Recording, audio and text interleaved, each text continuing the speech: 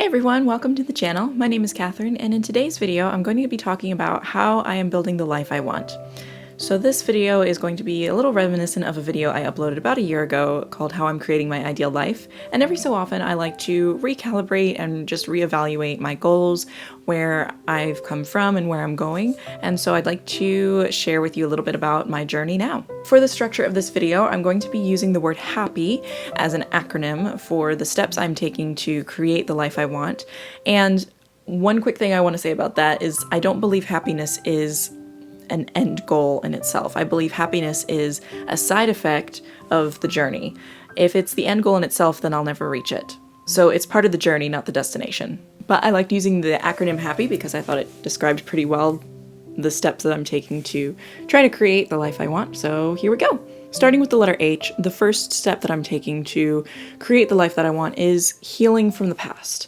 I acknowledge that all of my experiences in life thus far have shaped who I am today, be they positive or negative or neutral. And I feel like that's something that's important for me to acknowledge. I remember in massage therapy school when we talked about Carl Jung and the shadow self, and something my teacher said was, ask yourself what triggers you.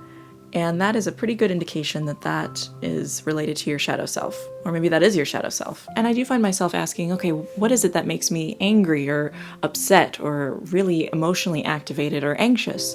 Because usually those things that activate me the most indicate to me that there's something I need to heal within myself. Because for me to say, oh, the past doesn't affect me anymore, kind of feels like I would be suppressing something. And what I've learned from my own experiences, the more I suppress and repress certain things and say that doesn't affect me, the more it actually builds up kind of like a pressure cooker and eventually will explode in some unhealthy fashion. So if I can work on healing those parts of myself that need acknowledgement and healing, I feel like that helps me to grow and ultimately move forward with life. Before I move on, I want to acknowledge that sometimes I fall into the trap of thinking I have to be completely healed before I can do anything else. And in my experience, healing is a lifelong process. It's not something that I can just do steps A, B, and C and then I'll be done and never have to worry about it again. I recognize that for myself, that especially psychological growth and psychological healing is a journey. And I might not be completely healed or completely healthy before I move on to something else, but it's something that I have to keep revisiting. And each time I revisit it, I get a little bit better and a little bit better. So it's more of a journey and not just something I can really check off a to-do list. Moving on to the letter A, which stands for analyze the present. So in my previous video about how I create an ideal life, I reference Mark Manson's Life Purpose Guide, in which he talks about writing out what your life looks like now as far as what are all the activities you spend time doing? So how many hours do you spend working? How many hours do you spend with friends or watching TV or doing whatever it is that you do in a given week? And then rating that on, say, I think it was a scale of 1 to 10. How much value do I actually place in these activities? While that's not something I consistently do, it is helpful for me to figure out what my life looks like now. Where am I financially? Where am I as far as my career? And am I actually satisfied with what life looks like right now? Or what do I want to change about my current situation? So by being aware of not just healing I might need to do in the past, but where I am right now can help inform what I do in the future. Speaking of which, moving on to the next letter, P, which stands for plan the future. So what do I want my life to look like? Again, referencing Mark Manson's Life Purpose Guide, he encourages people to create a master bucket list of all the things they want to do before they die. Again, this isn't something that I really do exactly according to his guide. What I do is every so often I make lists of what is it that I want? What are things that I might want to buy? What are things that I want to be doing in the next couple years in an ideal situation? What would the most ideal life look like and where do I want to be? And then what are goals that I can make to work towards that? Is there something I can do today that would move me closer in that direction?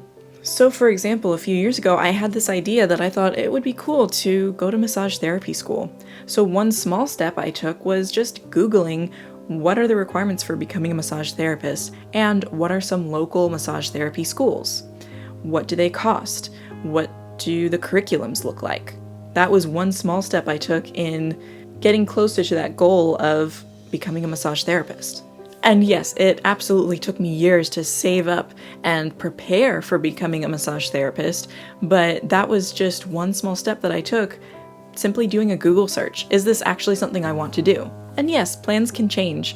There have been plenty of times when I would set a goal and realize, as I've worked towards it, oh, this isn't something that I actually want to do. And so then I can just change the plan. But having a plan to begin with gives me something to work towards and look forward to, so that way I can really figure out what is it that I actually want. Moving on to the next P, which stands for pursue wisdom. This is just something that I'm really passionate about because I believe that it's a calling of mine to pursue wisdom in life. And so what that looks like for me now is simply asking myself, what is it that I need? What do I need? And in this particular season of life, I'm really looking at just providing for my basic needs.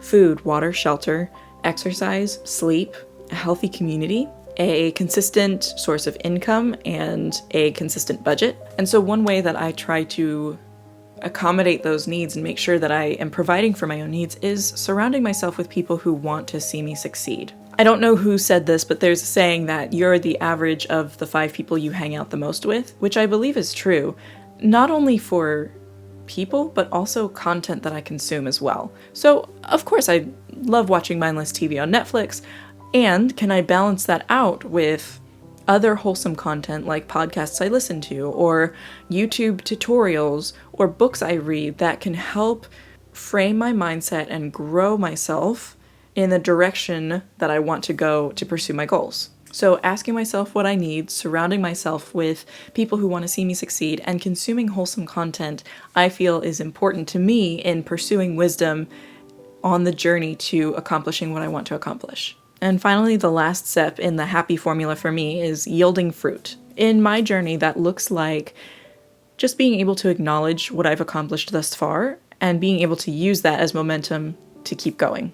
So when I graduated massage therapy school, there was a part of me that almost kind of forgot to celebrate because I was so focused on, okay, now I have to take the state licensure exam, now I have to get my license, now I have to start a business, now I have to start building clientele and marketing myself and moving on to the next thing.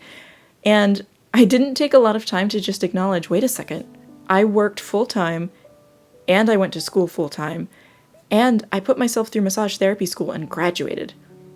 I did it. Like, that was an amazing thing.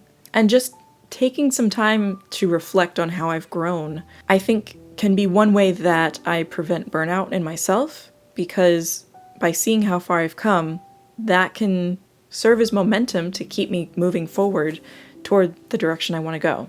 So it doesn't have to be a fancy celebration or anything extravagant, but just acknowledging, okay, I did this thing and I feel good about it, and I'm going to allow myself to feel good about it, and then I can keep going. To me, that feels like a healthy thing. So that is my happy formula in building the life that I want. One final thing that I want to say about it in general is that it's not linear. I'm not accomplishing one step and then moving on to the next step. It's one of those things where it's kind of all very intertwined and networked together. Because like I said about the first step, healing from the past, it's a lifelong journey. It's not something that I just do once and then I'm done forever. But my hope in breaking it down in these steps is that it makes it a little bit more organized to be able to understand my framework for how I'm doing this. And I'll be the first to acknowledge I still have a lot to learn about accomplishing life goals and what I actually want to do in life. But I hope that was interesting and helpful. And if you have any feedback, I'd love to hear it in the comments below. Thank you so much for watching, and I'll see you next time. Bye.